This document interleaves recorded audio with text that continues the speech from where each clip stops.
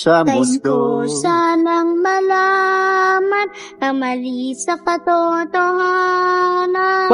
Kapag narinig mo ang pangalang Serena Dalrymple, isang mukha agad ang babalik sa alaala ng maraming Pilipino.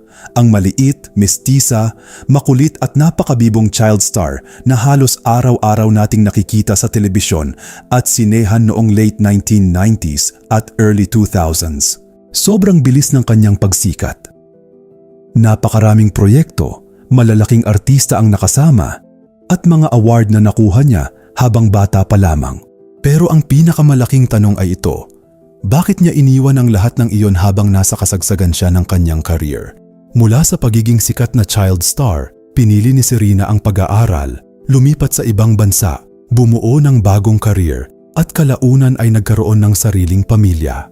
At ngayong 2026, ibang-iba na ang buhay ng dating batang minahal ng buong Pilipinas. Si Serena Gayle Dalrymple ay ipinanganak noong September 7, 1990 sa Pasay.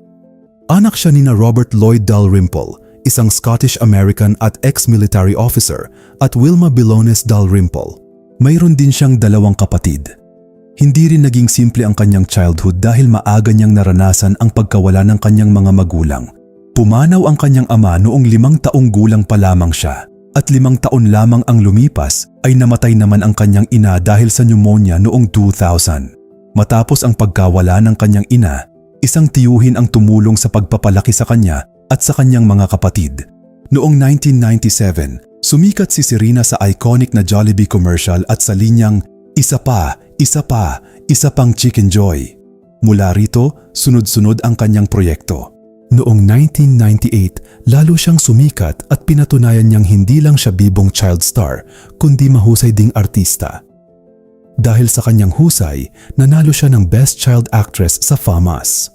Napakabata pa lamang niya noon, pero nakikipagtrabaho na siya sa ilan sa pinakamalalaking artista ng bansa. Nakatrabaho niya sina Vilma Santos, Dolphy, Redford White, Babalu, Ai de las Alas at marami pang iba. Hindi lamang siya sumikat dahil sa kanyang mukha o sa kanyang commercial. May natural siyang comic timing, expressive na mukha at kakayahang magdala ng eksena. Hindi lang comedy ang kayang gawin ni Serena, kaya rin niyang magdrama at family-oriented roles. Lumabas siya sa Hiling, Mila at Ang Tanging Ina at naging bahagi rin ng mga seryeng Marinela, Sa Dulo ng Walang Hanggan, Sana'y Wala ng Wakas at Spirits. Sa Marinela, nakasama niya sina Camille Prats at Shaina Magdayaw, mga child star na, tulad niya, naging pamilyar na mukha ng showbiz noong kanilang henerasyon. Pero habang napakasikat niya, unti-unti rin niyang napansin ang isang realidad ng showbiz. Hindi permanente ang projects. Habang lumalaki ang isang child star, maaaring magbago ang mga roles at opportunities at walang garantiya na mananatili ang parehong level ng kasikatan habang buhay. Ayon mismo kay Serena, isa sa pinakamalaking dahilan ng kanyang pag-alis ay ang panahong wala na siyang gaanong projects. Napagtanto niya na hindi niya maaaring iasa ang buong kinabukasan niya sa acting career lamang. Kailangan niya ng backup plan. At ang backup plan na iyon ay naging priority niya. Pinili niya ang studies kaysa acting. Napaka-practical ng naging desisyon niya, lalo na kung iisipin na napakasikat niya noong bata pa siya. Maraming child star ang maaaring mangarap na manatili sa spotlight, pero nakita ni Serena na may buhay sa labas ng showbiz.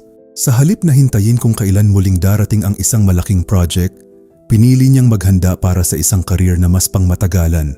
Nagpatuloy siya sa kanyang pag-aaral at kumuha ng export management sa De La Salle College of St. Benilde. Kalaunan ay nagpatuloy siya sa graduate studies sa United Kingdom at nagtapos ng master's degree sa Hult International Business School noong 2014. Mula sa batang sumisigaw ng isa pa, isa pang Chicken Joy, tuluyan niyang iniwan ang cameras at movie sets para mag-aral at bumuo ng sariling career sa corporate world, malayo sa dating kasikatan. Nagbalik siya sa Ang Tanging Ina noong 2008 at 2010 bago tuluyang tumigil sa pag-arte. Sa huli niyang mga pelikula, muli siyang nakasama ni Ai de las Alas. Kaya kahit nagretiro siya sa showbiz noong kalagitnaan ng 2000s, mayroon pa rin siyang ilang pagbabalik sa screen pagkatapos nito. Pagkatapos ng UK, tuluyan siyang nagsettle sa Amerika. Mula sa sikat na child star, naging private professional siya, malayo sa kamera at showbiz. Noong 2018, nakilala ni Serena si Thomas Bredilet sa dating app na Bumble. Mula sa simpleng pagkikita, nauwi ito sa seryosong relasyon, engagement noong 2021 at kasal noong 2022 sa Lake Winnipesaukee, New Hampshire. At ngayon, isa na siyang ina ng 2 anak. Noong April 2024, ipinanganak ang kanyang unang anak. Hindi niya agad ibinahagi ang maraming personal na detalye tungkol sa baby. Pero nag-post siya ng larawan ng maliliit na paa ng kanyang anak kasama ang kanilang mga aso. Noong September 2025, inanunsyo niyang buntis siya sa kanilang second child. Noong January 2026, ibinahagi niya na mayroon na silang 2 anak. Tinawag niya ang kanilang sitwasyon na 2 under 2 dahil parehong wala pang 2 taong gulang ang kanyang mga anak. Kaya kung makikita mo ngayon si Serena, mahirap isipin na minsan ay isa siya sa mga pinakasikat na child stars sa bansa. Sa halip na movie sets, awards nights at television appearances, ang buhay niya ngayon ay nakasentro sa pamilya, trabaho at pribadong pamumuhay sa United States. At dito talaga makikita kung bakit naging interesting ang kanyang journey. Hindi naman niya iniwan ang showbiz dahil nabigo siya. Sa katunayan, umalis siya habang mayroon pa siyang pangalan at recognition. Hindi rin siya umalis dahil wala siyang talent. Maraming beses niyang pinatunayan na mahusay siyang artista at ang pagkapanalo niya ng Best Child Actress sa FAMAS para sa Bata, Paano Ka Ginawa, ay isa lamang sa mga patunay nito. Ang pinili niya ay ibang uri ng tagumpay. Para sa kanya, ang kasikatan ay maaaring mawala, ang projects ay maaaring dumating at mawala. Pero ang edukasyon at skills na matututunan niya ay maaari niyang dalhin kahit saan. At iyon mismo ang ginawa niya.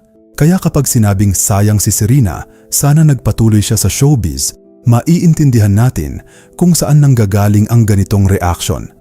Napakagaling niya, napakarami niyang projects, at napakalalaki ng mga pangalan na nakasama niya. Pero kung titingnan ang naging buhay niya pagkatapos ng showbiz, makikita rin kung bakit hindi madaling sabihing sayang ang kanyang desisyon. Sa halip na isang karir lamang ang kanyang pinanghawakan, nagkaroon siya ng pagkakataong bumuo ng bagong identity. Nag-aral siya, nagkaroon ng graduate degree, nagtrabaho sa corporate world, nakilala ang kanyang asawa, bumuo ng sariling tahanan at ngayon ay nagpapalaki ng 2 anak sa Amerika. Mula sa sikat na child star, pinili ni Serena Dalrymple ang tahimik na buhay, edukasyon, career at pamilya. Nagbago man ang kanyang mundo, nanatili ang alaala ng batang minahal ng mga Pilipino. Para sa kanya, hindi permanente ang kasikatan. Ang mahalaga ay ang buhay na pinili niya